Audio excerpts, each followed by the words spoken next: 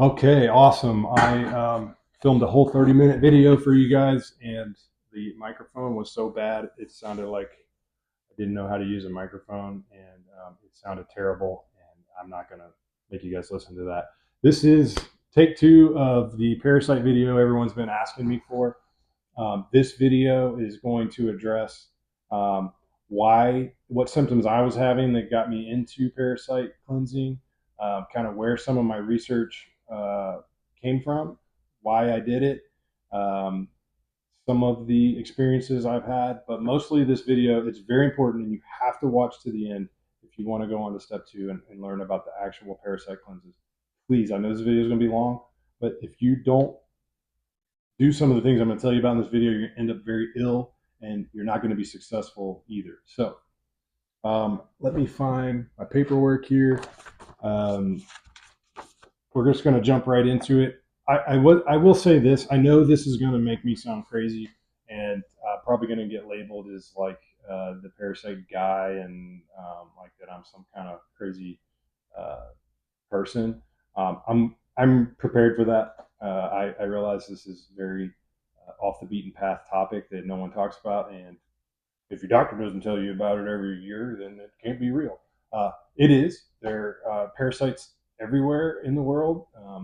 I'm not sure why God put them on the earth. I'm sure they have a purpose, but they most of the time have a pretty symbiotic relationship. You don't know you have them, and in America, we just don't talk about it because we're America and we're clean and we don't have any food issues and we boil all of our milk to death and we boil all of our water to death and we mass produce all of our meats and in a perfectly clean environment. So you'll never get a parasite. Also, all the food is so far away from the way it was designed by God, but you won't get a parasite. Well, that's not true. You can still get parasites. Um, I think where I got mine more than likely would have been in Iraq. I did this. I was in Fallujah, and we ate vendor goat, meat off the side of the road in 140-degree temperatures, and I drank the water over there, and I was in a few other places. I've fished my whole life. Fish is a very popular place to pick up a parasite like raw fish, so sushi. And I'm not saying like avoid all these things. Well, maybe avoid the vendor goat kebab in Fallujah, but you don't have to like quit eating sushi and stuff um, just because you're afraid of parasites. You just have to one get them out of your system if they've been there for a long time, but then two do some certain herbs and spices and things to help prevent getting them again. Where was I? So the entire world, other than America, most other countries do a parasite cleanse either annually, biannually, or even quarterly as like a normal parasite protocol. And the fact that you would tell people in different countries like I've never done a parasite cleanse, they'd be like, "What? They do them all the time. It's like normal to them." But we don't do it in America. So I have some outside beliefs, conspiracy theories of why we don't handle parasites in America. I think sick people are worth a lot more than healthy people, at least if you're trying to generate an income off or a profit off of that. So, if parasites are causing disease like stomach cancer, I'm not saying they are, but let's say that maybe that's the truth. Um, it's much better to sell a very expensive drug like chemotherapy than to sell an herb that can't be patented. So I digress, but there's some truth in that. We have to be willing to accept that. I wrote this. This is one of my favorite quotes by C.S. Lewis. Kind of like revolved my life around it now in the last few years. But when the whole world is running towards a cliff, he who is running in the opposite direction appears to have lost his mind. Um, I'm prepared to look like I've lost my mind because actually I am probably the clearest I've ever been, at least in my adult life. I am in the middle of my fourth attempt at a parasite cleanse. It is a full moon cleanse. I'm on my third day on my day 2.5 right now. Tonight is a full blood red moon. So parasites are going to be super active tonight. So I wanted to make sure I had some stuff in my body that was going to kill them. let's go back to why what was happening in my life that caused me to start really diving into this parasite stuff. Other than like the TikTok fad and trend, I think there's a lot more to it. And but on TikTok, you can't explain it in 15 seconds or 30 seconds. So I don't um, I don't fault these people for being like do a parasite cleanse. But there's a lot more to it than just taking some herbs and spices and essential oils. Like you can get yourself very ill. Um, I if you watch my other videos, I changed my whole life around health wise, diet wise. 2 years ago, after I sold my business and I had time to just slow down, reflect, and like kind of rethink everything. I got on a sleep schedule for the first time in my life. All my other jobs, I was like since I was 16. I had never had like a solid 8 hour a night sleep schedule at the same time. So I got that stress. Like my stress was so much lower. I didn't have any business to run. I didn't have air traffic control or military. Bills were somewhat paid, you know. So like this major stresses in life were off. So I was able to really reflect and think and go back and say like, all right, what else am I missing? So I changed over to like a whole foods diet, not Whole Foods the store, but whole foods, meaning like single ingredient foods. I cut sugar out of my diet, added sugar. I still eat like fruits and stuff, but those are whole foods. No added sugar. Occasionally, you know, I'm not like a crazy person. I still eat some, you know, a snack or something every now and then has sugar in it. But no sodas. Very limited on alcohol. So basically, like, incredible transformation. I was losing weight like crazy. I wasn't trying to lose weight. I started losing weight. I lost like 40 pounds at one point. And at that point, I was like, whoa, I'm too skinny. I'm 168 pounds. That's too skinny for me. And I was still dropping like a pound a day. And I was eating and eating. And it's like, heck, I'm still losing weight. So that started making me a little nervous. And then I started developing this like pain right here in the like almost like appendix area. So I thought I was having appendix issues, and then I got a pain like right here, which is kind of liver gallbladder area. It's like a sharp pain. It would come and go. It didn't feel like muscle. I guess sharp pain is not the right term. It was like a dull ache. It almost felt like a cramp or gas or something. Um, and it gradually started getting worse and worse, and it started keeping me up at night. And then I started having some constipation to a point where like it felt like everything was stopping, like right here. And then I would start to feel like gas pain back up through here. Sometimes in my chest, I'd almost feel like I was having a heart attack. Um, and so I got scared enough to finally go see a doctor. So I see my doctor. She orders ultrasound of like the abdomen, blood work, and then eventually both those things came back perfectly normal, no problems. Still having the problem, the symptoms. So then we were finally order a CT. I go to a gastroenterologist, like a high end one. I won't say which one, but like the main one in this area. I see the doctor there. He kind of like is like, all right, let's order a CT scan with contrast. So we do that. Nothing comes back. Everything looks normal. Another round of blood work. Everything looks normal. Puts me on a pill for cramps, like stomach cramps. I never took it. Um, and that was the day I was like, modern medicine, you have failed us. Like, I'm so done with you. I'm going to start doing my own research. And that's when I really started diving into like what could be causing it, what different things. One thing I started to notice was like it would come and go. Like I would get better, that pain would go away. I would, you know, I'd have a couple weeks where I was like had plenty of energy, not lethargic, and then it was almost like, for lack of a better term, like it's almost like I had a period every month. Like every month I would start, I'd cramp, my stomach would, I'd start having some constipation. I'd have gas pains, and then I would get like it was almost like everything was backing up, and then I would get like almost like toxified. That's what it felt like. My whole body felt like it was just full of toxins because it wasn't getting out, and it just felt like everything was stopping right here. And so I'd have some anxiety and sleepless nights during that time. I'd have a little bit of, I guess you could call it depression, but just kind of lack of motivation in life. And I just couldn't explain it until I started researching parasites. And some of the symptoms I found that parasites can cause I'm going to go over a bunch, but I'm just going to right now tell you the symptoms that I was having. Weight loss is a big one, or unexplained weight gain. I had the loss portion. Um, Constipation or diarrhea. I had constipation, not diarrhea. Anxiety, and this is I did never change my diet. Just Whole Foods, everything was still normal. I had done some different like eliminations throughout the year to figure out like if dairy was bothering me or different grains. I even went to like all meat at one point, and and no matter what I did, everything stayed the same. Still having those issues. So I start feeling once a week or 1 week a month.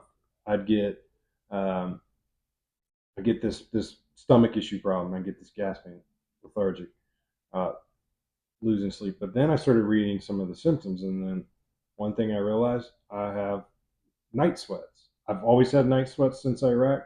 Like looks like I wet the bed night sweats. Not every night, but if like the temperature goes like 1 degree over 72, I will just sweat it all out, and it'll just be a body print in the bed of me. Um, I just kind of attributed that to maybe PTSD or my body just learning how to sweat at night because we were sleeping in over 100 degrees at night in Iraq. But that's always something I've had and never realized that's a symptom of parasites. And I developed that after I got back from Iraq, like shortly, like right after. Itchy nose, itchy butt. I had both of those. I don't like admitting it, but I'm butt itch. I don't have hemorrhoids or not a clean butt. It just would itch for no reason, even after like getting out of the shower. Um, Pain in the abdomen. That's a big uh, symptom. Anxiety, teeth clenching. I grind my teeth at night. I've done it. I don't know how long, but I grinded so much that I chipped my front tooth a few months back. I had to go to a dentist, and he's like, "Yeah, you just grinded the backside of that thing off." So, yeah, so that's one of the big, some of the big things that I was having that I noticed when I started researching parasite cleansing. Some other things you can have: difficulty falling or staying asleep, increased feeling of fatigue, migraines, heart palpitations. I get that occasionally. Like, oh my God, I think I'm having a heart attack, and it's scary. I don't want to even tell her because I don't want to make her scared. So a lot of times I'll just like walk away and kind of like figure out what's going on. A spike in emotions. I've noticed that I've had that. I'm home all the time with the boys and Brittany, and like 1 minute I'll just be happy as can be, loving being a dad with them, and the next day or the next minute I'm like rage mode. Like I have to just walk out of the house if they screamed or something and made me mad. Um, I don't feel like that's my personality. I do feel like there's something causing that. Increased muscle and joint pain in the body, GI issues, flare ups of skin rashes like eczema, psoriasis, teeth grinding, waking up with a sore jaw, or anal itching. Now, let's go back to why I'm doing this on a full moon and why I do parasite cleanses on a full moon and why my symptoms were cyclical, like a period. What else could explain that? So I'm like, all right, I get better. I didn't change anything. I get worse. I didn't change anything. This is just happening over and over again. Well, here you go. Hormonal changes and parasites. This comes from a lady named Shalyn Dominique. I think she's a like a functional health practitioner, but she has a website with a lot of stuff about parasite cleansing. I've used a lot of other research, but she has a really nicely spelled out. So I'm going to read from her site. She also sells a program that I bought. It's $7. It just gives you um, like the protocol that she has designed. It doesn't give you like you're not making your own stuff in your sink. She sends you to Cellcore, and that's the parasite cleanse I'm on right now. So she sends you to Cellcore, and you have to buy all the products, and then you follow her recommendations. Um, and I'll share all that, but let me go back. So hormonal changes in parasites. Melatonin, which is a neurotransmitter that helps you sleep as well as controlling your immune system, naturally drops during the full moon. Lower melatonin levels make the immune system more vulnerable and not as good at fighting off pathogens, aka you have less immune defense against parasites. Parasites are smart critters. Take advantage of this and become more they become more active. All right. So your melatonin drops during a full moon cycle, and therefore immune system drops. Therefore, parasites become more active. On the other hand, serotonin levels increase during the full moon. Serotonin is known as our happy hormone, as it plays an important role in regulating our mood, feelings of well being, and happiness. Parasites are attracted to serotonin. 90% of the body's serotonin is made where? In the digestive tract. This enables parasites, which have serotonin receptors, to steal your serotonin. Without serotonin, parasites are paralyzed. So they have access to higher serotonin levels during the full moon, which allows parasites to do what? Number one, reproduce. Two, communicate with each other. Three, eat more, which makes them more resilient. Four, move more freely. Parasites are known for their overnight activity, which is highly elevated during the full moon, which is why I'm having trouble sleeping right now. And number five, create biofilm in which they hide and live in. Biofilm formation protects the parasites from the body's inherent defenses and is the reason why, in many cases, it's difficult to detect parasites on a stool test or on blood work when it has not been busted. I had a parasite cleanse done or a parasite stool test at the VA after I thought I had parasites, came back negative. All the research I've done shows that those parasite tests are useless because unless you're like actively killing them and they're coming out of you, they're not going to show up in that stool test. And then also, they're very smart critters. They use biofilm. They take things like heavy metals in your body, uh, yeast, and what's the other one? SIBO, all that kind of stuff, and they surround themselves with it to protect themselves from your immune system. So that's why it's important to do a parasite cleanse first before you start attacking things like SIBO and yeast problems and heavy metals, because parasites are going to help hold those things in. So you're not going to be able to get those out either. So you got to get the thing that's holding them together out first.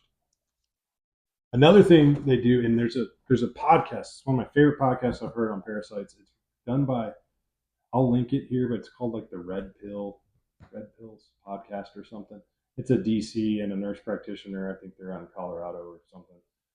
But they had one of the best explanations I heard of um, like what parasites do and why they do it, and how they do it. But one thing they talked about in their podcast, which makes all the sense in the world to me, parasites. Let's talk about. I just thought of this.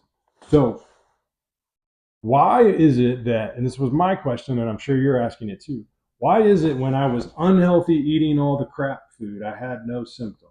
As soon as or maybe like 6 months after I changed my diet and started losing the weight, I started showing the symptoms. Why would that be? Well, my theory is I threw off the symbiotic relationship between me and my parasites.